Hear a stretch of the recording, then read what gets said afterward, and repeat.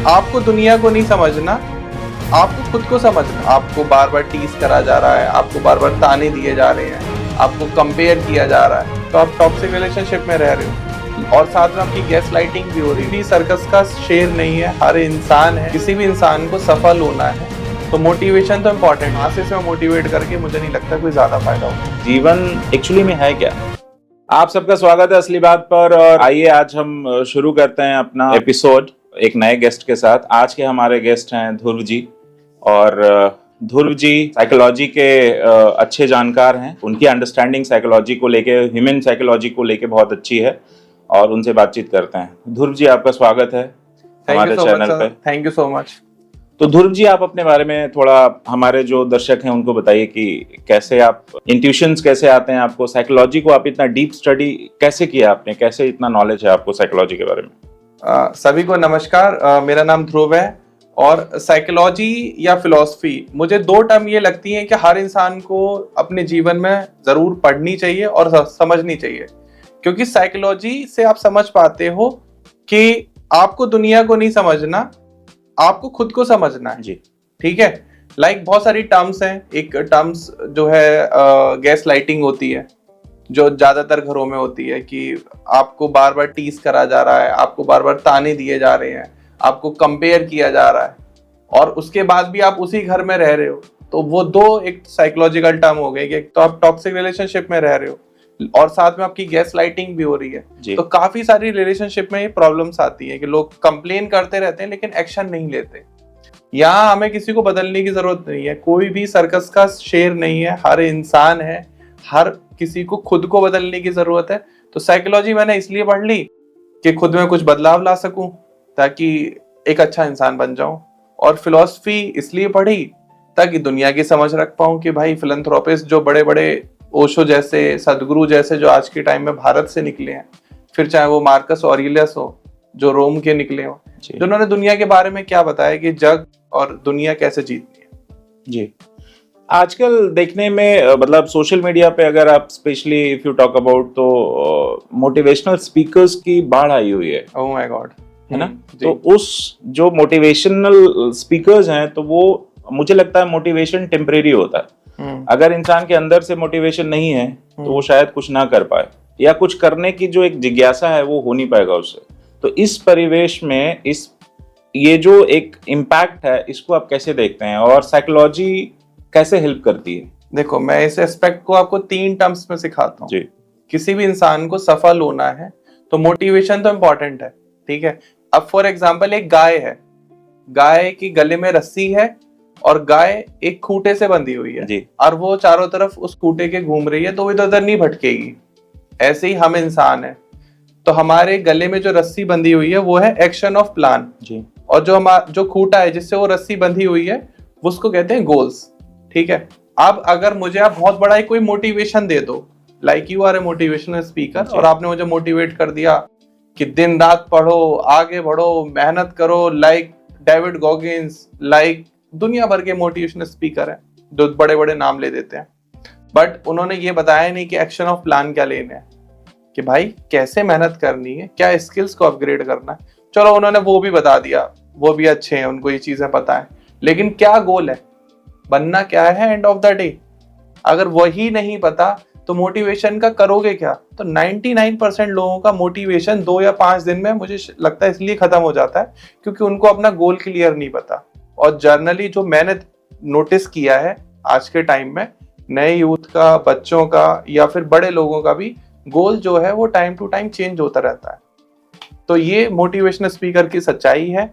अगर उनको सच्चाई में सीरियसली किसी को सफल बनाना है तो उनको तीनों चीजें क्लियर करनी पड़ेंगी। पहले इंसान का गोल क्लियर करना पड़ेगा, फिर उसके लिए एक्शन ऑफ प्लान क्लियर करने पड़ेंगे, फिर उसे मोटिवेट करो। तो इसके लिए 1-to-1 सेशन लगेंगे। ऐसे मासेस में मोटिवेट करके मुझे नहीं लगता कोई ज्यादा फायदा होता जी।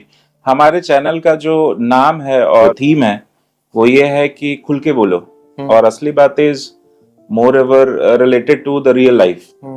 तो क्योंकि जब कोई बच्चा पैदा होता है, उसकी जीवन शुरू होती है, जब वो जो धरती पे आता है, उसके बाद उसका जो स्टेप बाय स्टेप वो बढ़ता है, उसके जो जीवन के अलग अलग फेज हैं, उसमें जब वो एडल्ट उसमें आता है, फिर उसकी एक्चुअल लाइफ शुरू होती है। और स्ट्रगल शुरू होता है। तो कई लोगों को मैंने कहते सुना है कि अभी तुम जीवन को समझ नहीं पाए हो। तो हमारा जो एक प्रयास है, वी आर ट्राइंग कि आपके थ्रू हम अपने दर्शकों को, जो हमारा थीम भी है असली बात, जिससे वो जीवन को समझ पाए। रियल तो यही है ना कि आप जीवन को कैसे चलाते हैं, आपने अपने जीवन में किया क्या। तो हमारे चैनल का मकसद ये है कि हम जीवन में उनको असली चीज समझा पाए और एडुकेट कर पाए। तो आप इस परिवेश में आप बताइए कि क्योंकि ये किसी के समझ में नहीं है आप तक, या आप जीवन की परिभाषा जब अलग अलग लोगों से सुनते हैं तो आपको लगता है कि इनके हिसाब से जो उनका एक्सपीरियंसेस है उसके हिसाब से जीवन अलग है, आपके हिसाब से जीवन अलग होगा। तो एक जो लेमैन बोलते हैं ना कि एकदम सरल भाषा में बताइए कि जीवन क्या है। देखो, मुझे जो ऐसा लगता है कि इंसान का जो जन्म होता है वो बिना वजह हो जाता है जी। ठीक है, लोगों को लगता है कि हमें बच्चों की जरूरत है जो बड़े हों और हमारा ध्यान रखें। ठीक है, तो जो स्टेप 1 है वो ये है कि आपका जन्म क्यों हुआ था, क्योंकि किसी ने सोचा कि कोई ऐसा हो जो जब हम बड़े हो जाएं, जब हम जीने लायक या काम करने लायक ना हो, तो हमारा ध्यान रखे। तो पहला कर्तव्य क्या हो गया कि अपने माता पिता की सेवा कर। ठीक है, अब दूसरा कर्तव्य फिर आता है कि आप इस दुनिया में आए तो आप रोटी खा रहे हो, अनाज खा रहे हो, सांस ले रहे हो, पानी पी रहे हो, तो प्रकृति का शुक्रिया अदा करो। तो जितना कम हो सके, जहां से आप कुछ ले रहे हो उसको कुछ वापस दे दो। तो जितना हो सके प्रकृति के लिए छोटा मोटा काम करते रहो। तो एक हो गया माता पिता की सेवा करना, क्योंकि उन्होंने सोचा कि मेरी कोई हेल्प करेगा तो आप आए। अगर वो ये सोच ले कि अगर हर एक माता पिता ये सोच ले कि बच्चे पैदा करना बेकार है क्योंकि बड़े होके हमारी सेवा नहीं करेंगे, तो फिर नए जन्म होना बंद हो जाएंगे जी। तो पहला कर्तव्य तो वहीं से आ जाता है। दूसरा प्रकृति को हो गया। तीसरा ये हो गया कि आप जो है अपने मेंटल पीस के लिए, किसी के लिए भी अपने मेंटल पीस को हार्म मत करो। जो मन में आए वो करो, क्योंकि अकेले आए हो, अकेले जाना है। जो इच्छा कर रही है उन सारे कर्तव्यों को पूरा करते हुए, चाहे वो पिता का कर्तव्य हो, चाहे वो भाई का कर्तव्य हो, चाहे वो पति का कर्तव्य हो, चाहे वो किसी भी रूप में, अगर आप मेल हो तो। और मेल का काम है बी अ वॉरियर। जब आज से 2-3 हजार 5,000 साल पहले हम लोग होमोसेपियन है, उससे पहले भी और होमोसेपियन की भी टर्म्स थी, अभी मुझे याद नहीं आ रहा क्योंकि बहुत रैंडमली हम पॉडकास्ट कर रहे हैं जी। तो हम 2 लाख साल से हैं, हम जो इंसान है, तो हम 2 लाख साल पहले वॉरियर हुआ करते थे, हम शिकार करते थे। ठीक है, और जो फीमेल्स होती थी उनकी केयर करा करते थे, उनके लिए शिकार लेकर आया करते थे। इसीलिए पुरुष प्रधान दुनिया बनी जी, क्योंकि पुरुष जो है, तो हमारा कर्तव्य है लड़ना, आगे बढ़ना। तो पहले आपने सुना होगा जंग होती थी और नायक होते थे, सेना हुआ करती थी, लड़ती थी। तो आज भी लड़ रहे हैं, लेकिन आज जो है अपनों से लड़ रहे हैं, पहले दूसरों से लड़ा करते थे। अपनों से ना लड़ो, दूसरों से लड़ लो, बेहतर है। तो ये मुझे ऐसा लगता है कि जीवन जीने का सार ये है कि खुश रहो, मेंटल पीस रखो, माता पिता की सेवा करो और प्रकृति के लिए कुछ योगदान करते रहो। अगर आपको समझाना हो किसी को कि आप अपने मेंटल पीस पे फोकस करो, तो कैसे करे वो मेंटल पीस? देखो, मेंटल पीस के लिए, क्योंकि मैं देखता हूँ, मैं समाज में जो कुरीतियां हैं या बहुत सारे ऐसे ऑब्जेक्टिव हैं जो जिनका क्लियर गोल नहीं है, तो वो मिसगाइडेड हैं बेसिकली, या उनका जो फ्रेंड सर्कल है तो वो उनको मिसगाइड करता है। देखो, जिनकी साइकोलॉजी से कोई लेना देना नहीं है, शायद सबका अपना IQ होता है, तो उनकी अंडरस्टैंडिंग लाइफ को लेकर डिफरेंट होती है एज पर देयर एक्सपीरियंसेस। तो उन एक्सपीरियंस में कई लोगों को मैंने सुना है कि अगर कोई किसी के बहकावे में आ जाते हैं, तो अगर आप किसी के बहकावे में आके आपने कुछ गलत करा तो उसका जो परिणाम होगा वो भी गलत होगा। तो वो लोग नहीं समझते हैं। तो वो जो तबका है जिनको अपना कुछ जीवन का कुछ भी पता नहीं है, वो कैसे अपना मेंटल पीस देखें और कैसे करें? अच्छा सवाल है। मान लीजिए गली में आप जा रहे हैं जी, ठीक है, कोई कुत्ता आपको देख के बहुत जोर से भौंक रहा है, आप क्या करोगे? दौड़ के भागना पड़ेगा। आई थिंक उससे लड़ तो सकते नहीं है ना। आप ना लड़ोगे ना भौंकोगे जी। अगर कुत्ता आपको देख के भौंक रहा है, भौंकने तो नहीं लग जाओगे ना जी। लेकिन यहाँ एक समस्या है। यहाँ क्या होता है, लोग कहते हैं कि तूने मुझे गाली कैसे दे दी, तूने बारे में कैसे बोल दिया। आपके बारे में अगर कोई कुछ बोल रहा है उल्टा, ठीक है, लेकिन आप रिएक्ट कर रहे हो, ये आपकी गलती है। ठीक है, अनटिल अनलेस कि वो आपकी सामाजिक जो इज्जत है उसको खराब ना करे जी।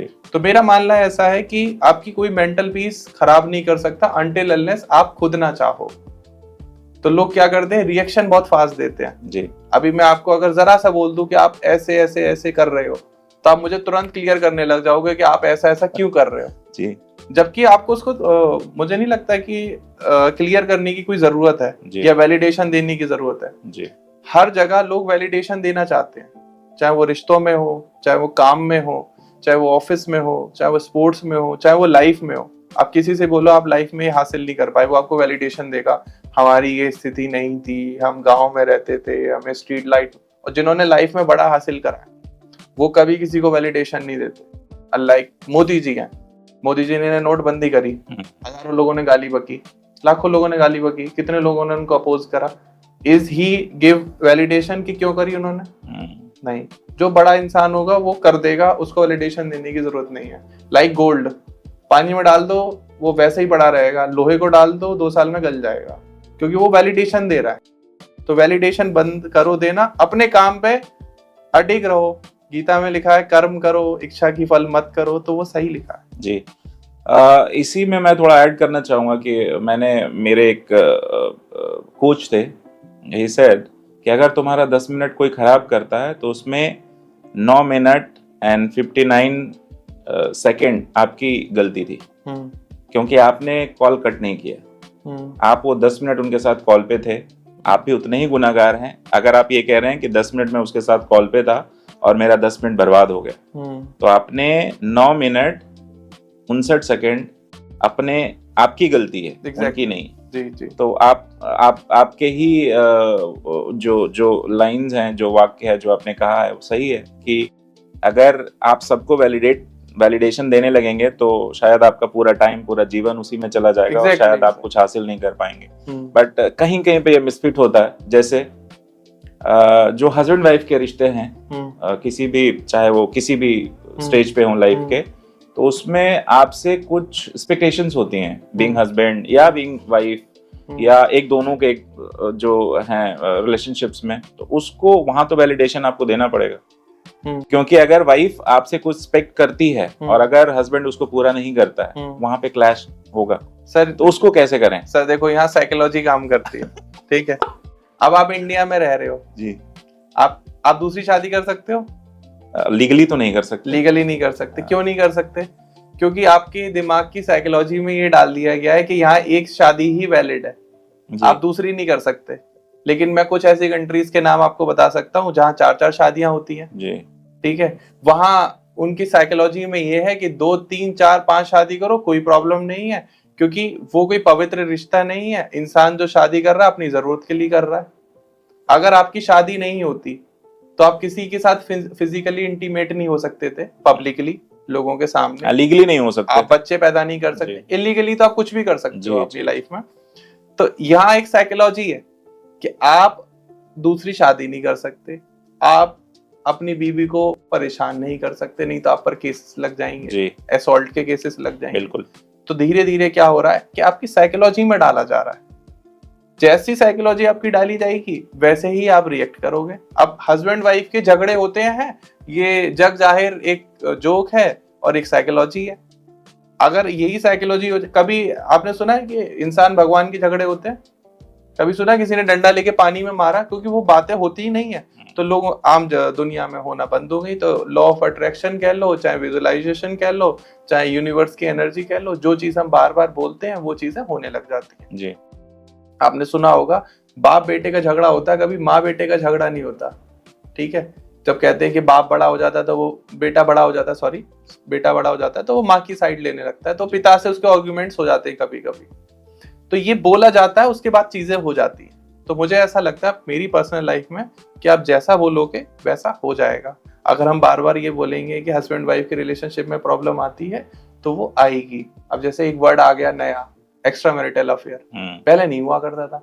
तो पहले एक्स्ट्रा मैरिटल अफेयर भी नहीं होते थे, अभी टर्म आया तो होंगे और हो रहे हैं, क्योंकि लोगों को ऑप्शन दिख रहा है। पहले किसी ने नहीं सोचा मंगल पर जाएंगे, फिर एक ने बोला आप मंगल पर जा सकते हो। जैसे ही वो वर्ड सामने आया 2-4 ने जाने की भी सोची, कि भाई कर देखते हैं, क्योंकि इंसान की जो प्रवृत्ति है वो हमेशा कुछ नया करने के लिए बनी है। जी, हम लोग बात करते हैं थोड़ा आज के टाइम पे जो यूथ है वो ओवरथिंक बहुत करता है, तो ओवरथिंक उसको कम कैसे करें एंड उसको राइट डायरेक्शन में कैसे मोल्ड करें? मुझे नहीं लगता ओवर थिंकिंग गलत है, करनी चाहिए। हाँ आप कर सकते हो, इसमें कोई प्रॉब्लम नहीं है। नहीं, सिर्फ ओवरथिंक करने से तो लाइफ नहीं चलेगी ना। ओवरथिंक करने से बॉडी में बहुत सारे चेंजेस होते हैं। एज पर जो मेडिकल फिटर्निटी है वो ये कहती है कि अगर आप ओवरथिंक करते हैं तो आपके बॉडी में बहुत सारे ऐसे केमिकल वो होते हैं, देखो डोपामीन और टेस्टोस्टेरोन जो है वो डाउन हो जाता है ओवर थिंकिंग करने से, ये बात सही है।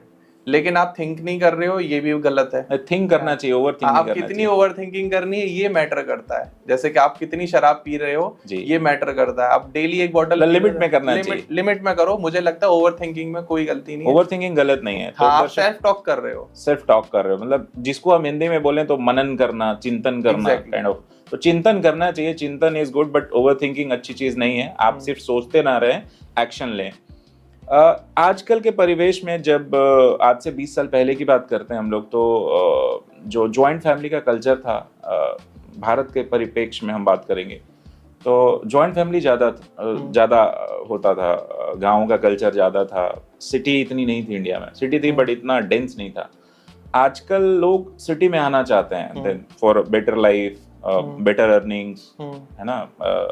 तो इस चीज को आप कैसे देखते हैं? क्या ये अच्छा है? इसका इम्पैक्ट उनकी लाइफ पे, या जो गांव का एक जो माहौल होता था, जो सेफ्टी सिक्योरिटी सोशल कनेक्शंस गांव में थे, होते थे, अभी भी हैं, जो गांव में लोग रह रहे हैं, they are living more. I think city में जो लोग हैं तो यहाँ भाग दौड़ बहुत है और लोग फेस करते हैं, स्ट्रगल्स बहुत हैं। आप 2-2 घंटे जाम में होते हो, तो अगर आप 8-10 घंटे काम करते हैं तो 4 घंटे जाम में ही होते हैं। तो यहाँ की लाइफ वर्सेस गाँव की लाइफ, और 20 साल पहले की बात और अभी की बात में, इसको आप कैसे देखते हैं? देखो मुझे ऐसा लगता है कि 20 साल पहले जिस तरीके, क्योंकि हम लोग joint family versus nuclear family की बात करते हैं। जैसे अभी अगर मैं न्यूक्लियर फैमिली की बात करें तो देखेंगे कि फ्लैट कल्चर ज्यादा है।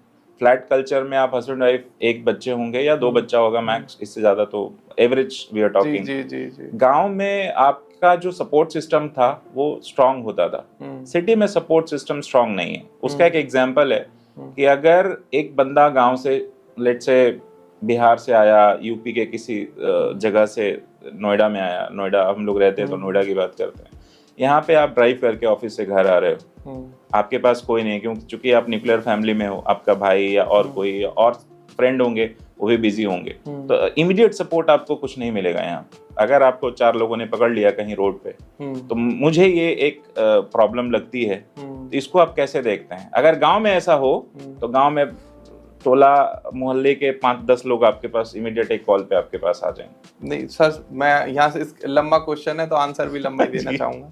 इसकी शुरुआत हुई जैसे जंगल का शेर होता है जी, ठीक है, अब उसको रिंग मास्टर कंट्रोल करना चाहता है हर तरीके से। ऐसे ही इस दुनिया में हर इंसान दूसरे इंसान को कंट्रोल करना चाहता है।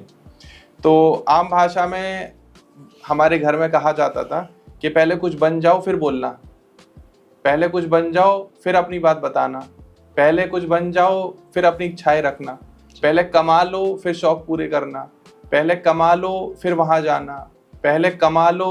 तो इस तरीके के जो टर्म्स निकले साइकोलॉजिकल, ठीक है, तो हमारे दिमाग में डाला गया काफी टाइम तक, लंबे समय तक, क्योंकि इंसानी दिमाग इतनी जल्दी रिप्लेस नहीं हो सकता किसी चीज से, बहुत लंबा समय लगता है।